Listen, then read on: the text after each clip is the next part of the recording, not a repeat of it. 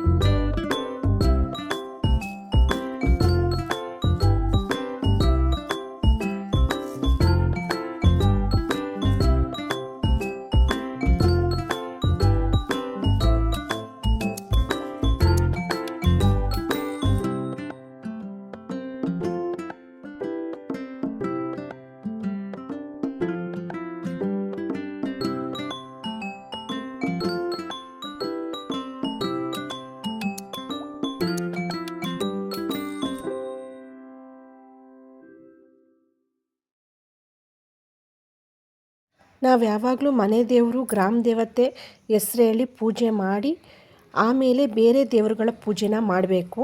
First ಮನೆ ದೇವರಿಗೆ, ಗ್ರಾಮ ದೇವತೆಗೆ ಪ್ರಾಮುಖ್ಯತೆ ಕೊಡಬೇಕು, ಅದೇ ಒಳ್ಳೆಯದು. ದೇವ್ರ ಮನೆಯಲ್ಲೆಲ್ಲ ಪೂಜೆ ಮಾಡಿ ವರಮಹಾಲಕ್ಷ್ಮಿ ಅಮ್ಮನಿಗೆ ಪೂಜೆ ಮಾಡ್ತಾಯಿದ್ದೀನಿ.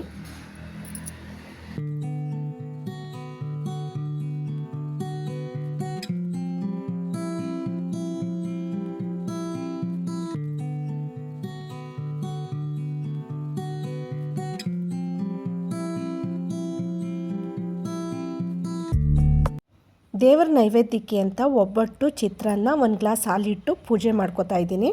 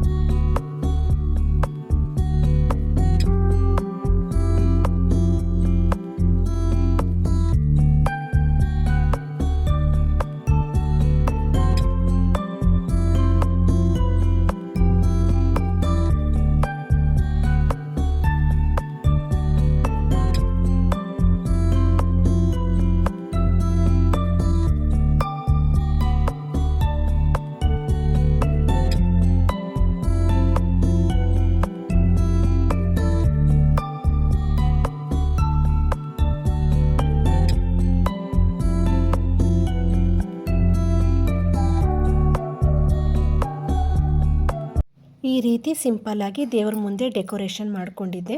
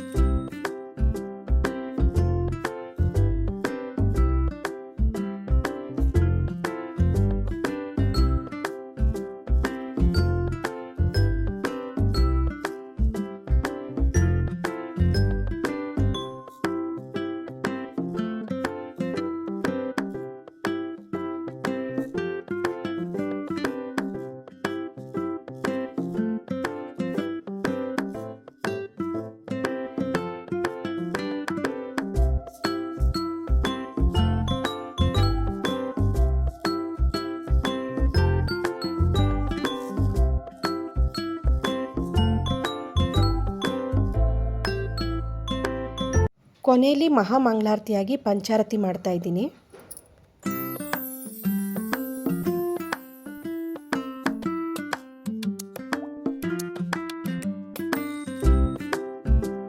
ದೇವ್ರ ಪೂಜೆ ಮಾಡುವಾಗ ಟೆನ್ಷನ್ ಮಾಡ್ಕೊಳ್ದಿರ ಸಮಾಧಾನದಿಂದ ನಿಧಾನವಾಗಿಯೇ ಪೂಜೆ ಮಾಡಬೇಕು. ಟೈಮ್ ಆಗೋಯ್ತು ಅಂತ ಆತ್ರವಾಗಿ ಪೂಜೆ ಎಲ್ಲ ಮಾಡೋಕ್ಕೆ ಹೋಗಬಾರ್ದು. ಟೈಮ್ ಆದರೂ ಪರವಾಗಿಲ್ಲ, ನಿಧಾನವಾಗಿ ಪೂಜೆನ ಮಾಡೋದ್ರಲ್ಲಿ ತಪ್ಪೇನಿಲ್ಲ.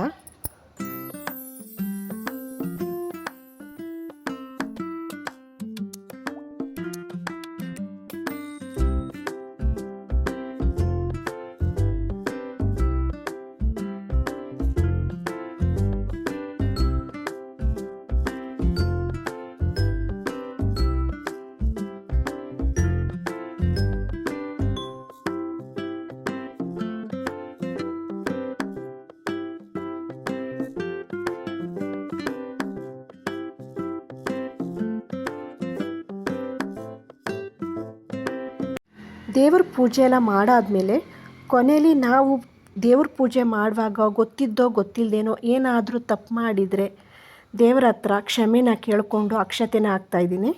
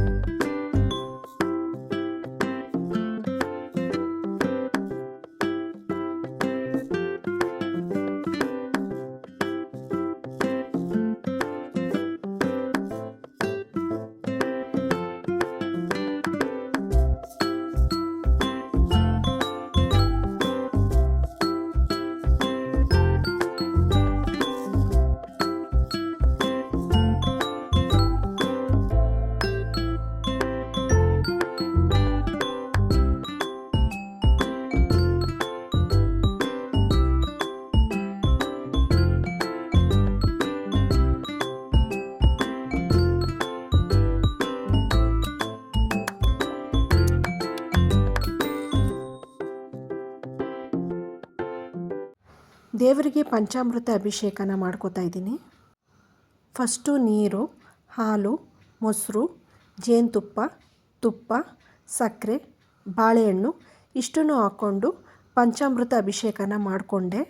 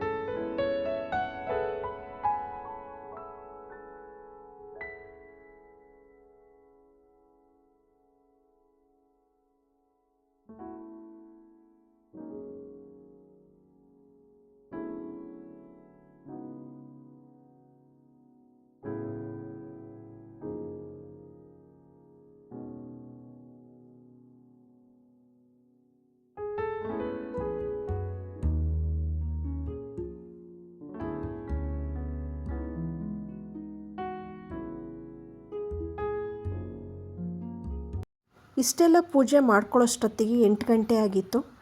ಪೂಜೆ ಎಲ್ಲ ಮುಗಿಸಿ ಅಡುಗೆ ಮಾಡೋದಕ್ಕೆ ಹೋದೆ. ಒಬ್ಬಟ್ಟು ಸಾರು ಮಾಡ್ಕೊಳ್ಳೋದಕ್ಕೆ ರೆಡಿ ಮಾಡ್ಕೊತಾ ಇದ್ದೀನಿ. ಒಂದು ಬಾಣಲಿಗೆ ಎಣ್ಣೆ, ಈರುಳ್ಳಿ, ಬೆಳ್ಳುಳ್ಳಿ ಇಷ್ಟನ್ನು ಹಾಕ್ಕೊಂಡು ಚೆನ್ನಾಗಿ ಫ್ರೈ ಮಾಡ್ಕೊತಾ ಇದ್ದೀನಿ. ಈರುಳ್ಳಿ ಬೆಳ್ಳುಳ್ಳಿ ಎಲ್ಲ ಫ್ರೈ ಆದಮೇಲೆ 1 ಸ್ಪೂನಷ್ಟು ಜೀರಿಗೆ, ಬ್ಯಾಡಗಿ ಮೆಣಸಿನ್ಕಾಯಿ ಹಾಕ್ಕೊಂಡು ಚೆನ್ನಾಗಿ ಫ್ರೈ ಮಾಡ್ಕೊತಾ ಇದ್ದೀನಿ. ಹುಣಸೆ ರಸನ ಹಾಕೋತಾ ಇದ್ದೀನಿ. ಹುಣಸೆ ರಸನೆಲ್ಲ ಹಾಕ್ಕೊಂಡಾದ್ಮೇಲೆ ಕಾಯಿ ತುರಿ ಹಾಕೋತಾ ಇದ್ದೀನಿ. 2 ಸ್ಪೂನಷ್ಟು ಸಾಂಬಾರು ಪುಡಿ ಹಾಕೋತಾ ಇದ್ದೀನಿ. ಬ್ಯಾಡಗಿ ಮೆಣಸಿನ್ಕಾಯಿ ಹಾಕಿರೋದ್ರಿಂದ ಕಮ್ಮಿ ಸಾಂಬಾರು ಪುಡಿ ಹಾಕೋಬೇಕು. ಸ್ವಲ್ಪ ಕೊತ್ತಂಬರಿ ಸೊಪ್ಪು ಹಾಕ್ಕೊಂಡು ಚೆನ್ನಾಗಿ ಮಿಕ್ಸ್ ಮಾಡ್ಕೋತಾ ಇದ್ದೀನಿ. ಇದು ತಣ್ಣಗಾದ ಮೇಲೆ ನುಣ್ಣಗೆ ರುಬ್ಕೋಬೇಕು.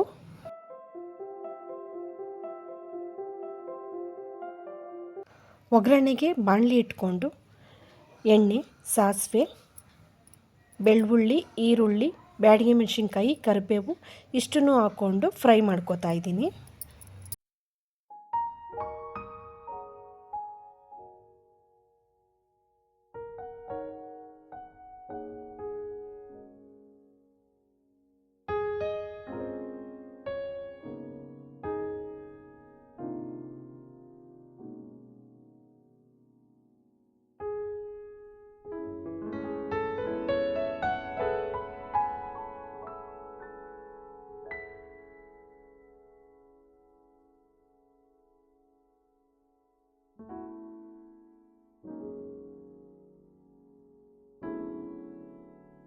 ಒಬ್ಬಟ್ಟಿಗೆ ಬೇಳೆ ಬೇಯಿಸ್ಕೊಂಡಿದ್ವಲ್ಲ ಅದ್ರ ನೀರನ್ನು ಕೂಡ ಸಪ್ರೇಟಾಗಿ ಮಾಡಿ ಇಟ್ಕೊಂಡಿದ್ದೀನಿ.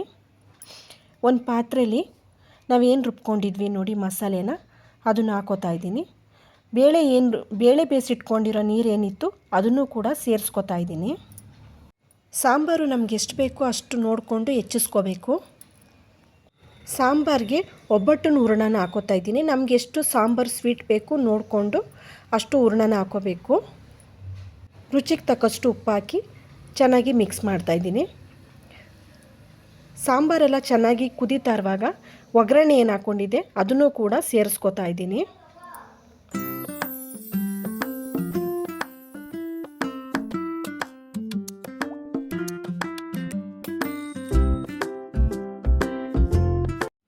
ಸಾಂಬಾರೆಲ್ಲ ರೆಡಿ ಆದಮೇಲೆ ಚಿಕ್ಕ ಬೌಲಲ್ಲಿ ದೇವರಿಗೆ ಅಂತ ಸಪ್ರೇಟಾಗಿ ಸಾಂಬಾರನ್ನ ಎತ್ತಿಟ್ಕೋತಾ ಇದ್ದೀನಿ. ಈ ಸೈಡು ಒಬ್ಬಟ್ಟನ್ನ ಸುಟ್ಕೋತಾ ಇದ್ದೀನಿ.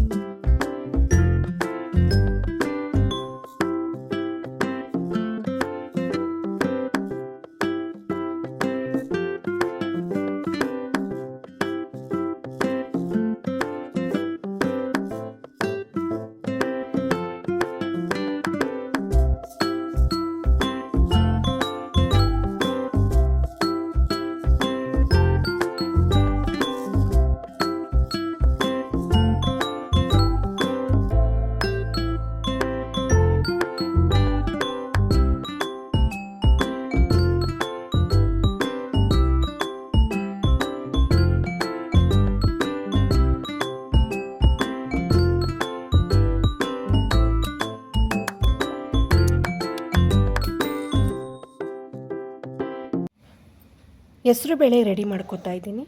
ಹೆಸರುಬೇಳೆ, ಕ್ಯಾರೆಟು, ಸೌತೆಕಾಯಿ, ಕೊತ್ತಂಬರಿ ಸೊಪ್ಪು, ಕಾಯಿ ತುರಿ, ಅರ್ಧ ಹೋಳನಷ್ಟು ನಿಂಬೆಹಣ್ಣಿನ ರಸ, ರುಚಿಗೆ ತಕ್ಕಷ್ಟು ಉಪ್ಪು. ಹೆಸರುಬೇಳೆಗೆ ಒಗ್ಗರಣೆ ಹಾಕ್ಕೊಂಡಿದ್ದೆ. ಎಣ್ಣೆ, ಸಾಸಿವೆ, ಇಂಗು, ಹಸಿಮೆಣಸಿನ್ಕಾಯಿ ಇಷ್ಟನ್ನು ಒಗ್ಗರಣೆ ಹಾಕ್ಕೊಂಡಿದ್ದೆ. ಅದನ್ನು ಕೂಡ ಹೆಸರುಬೇಳೆಗೆ ಸೇರಿಸ್ಕೊಂಡು ಚೆನ್ನಾಗಿ ಮಿಕ್ಸ್ ಮಾಡ್ತಾಯಿದ್ದೀನಿ. ಸ್ವಲ್ಪ ದಾಳಿಂಬೆ ಹಣ್ಣು ಕೂಡ ಸೇರಿಸ್ಕೊಂಡಿದ್ದೀನಿ.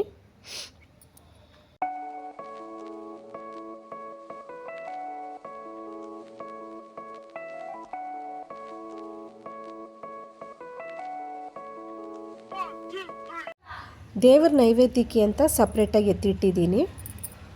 ಅಡುಗೆ ಎಲ್ಲ ಮಾಡಿ ಊಟ ಎಲ್ಲ ಮುಗಿಸಿ ಸ್ವಲ್ಪ ಹೊತ್ತು ರೆಸ್ಟ್ ಮಾಡಿ ಸಂಜೆ ಆಯಿತು. ಅರಿಶಿನ ಕುಂಕುಮಕ್ಕೆ ರೆಡಿ ಮಾಡ್ತಾಯಿದ್ದೀನಿ. ಈ ಸಾರಿ ಬ್ಲೌಸ್ ಪೀಸ್ ಬದಲಾಗಿ ಪರ್ಸ್ನ ಕೊಡ್ತಾಯಿದ್ದೀನಿ. ಪರ್ಸ್ ಆದರೆ ಯೂಸ್ ಮಾಡ್ಕೋತಾರೆ ಅಂತ ಗಿಫ್ಟಾಗಿ ಪರ್ಸ್ನ ಕೊಡ್ತಾಯಿದ್ದೀನಿ.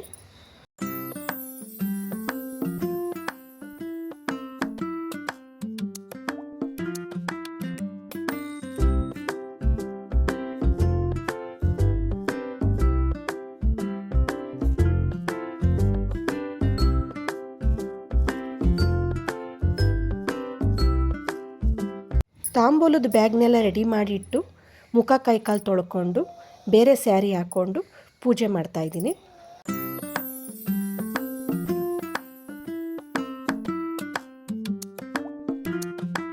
ಪೂಜೆ ಎಲ್ಲ ಮುಗಿಸೋ ಅಷ್ಟೊತ್ತಿಗೆ ಪಕ್ಕದ ಮನೆ ಆಂಟಿನೂ ಕುಂಕುಮಕ್ಕೆ ಕರಿಯೋಕ್ಕೆ ಬಂದಿದ್ದರು. ಅವ್ರಿಗೂ ಕುಂಕುಮ ಎಲ್ಲ ಕೊಟ್ಟು ಹಾಗೆ ನಮ್ಮ ಫ್ಲ್ಯಾಟಲ್ಲಿ ಯಾರ್ಯಾರಿದ್ದಾರೆ ಅವರಿಗೆಲ್ಲ ಕುಂಕುಮನ ಕೊಡ್ತಾಯಿದ್ದೀನಿ. ನಮ್ಮ ಮನೇಲಿ ಹೆಣ್ಮಕ್ಳು ಇರೋದ್ರಿಂದ ಕುಂಕುಮ ಕೊಡೋದಕ್ಕೇನು ತೊಂದರೆ ಇಲ್ಲ. ನಾನು ಬೇರೆಯವ್ರ ಮನೆಗೆ ಕುಂಕುಮಕ್ಕೆ ಹೋದಾಗ ನನ್ನ ಮಗಳು ಕುಂಕುಮ ಕೊಡ್ತಾಯಿದ್ಲು. ನಮ್ಮ ಮನೆಗೆ ಯಾರು ಬರ್ತಾರೆ ಅವರಿಗೆ ಕುಂಕುಮ ಕೊಡ್ತಾಯಿದ್ಲು. ಪಕ್ಕದ ಮನೆ ಆಂಟಿ ಈ ರೀತಿ ಕುಣಿಸಿರು ಲಕ್ಷ್ಮಿನ ತುಂಬ ಚೆನ್ನಾಗಿ ಕುಣಿಸಿದ್ರು. ಅವ್ರ ಮನೇಲೆಲ್ಲ ಕುಂಕುಮ ತೊಗೊಂಡು ಬಂದೆ. ಹೀಗಿತ್ತು ನಮ್ಮ ಮನೆ ವರಮಹಾಲಕ್ಷ್ಮಿ ಹಬ್ಬದ ವ್ಲಾಗು. ಹೀಗೆ ನನ್ನ ವಿಡಿಯೋ ಇಷ್ಟ ಆದರೆ ಲೈಕ್ ಮಾಡಿ, ಸಬ್ಸ್ಕ್ರೈಬ್ ಮಾಡಿ. Thank you for watching.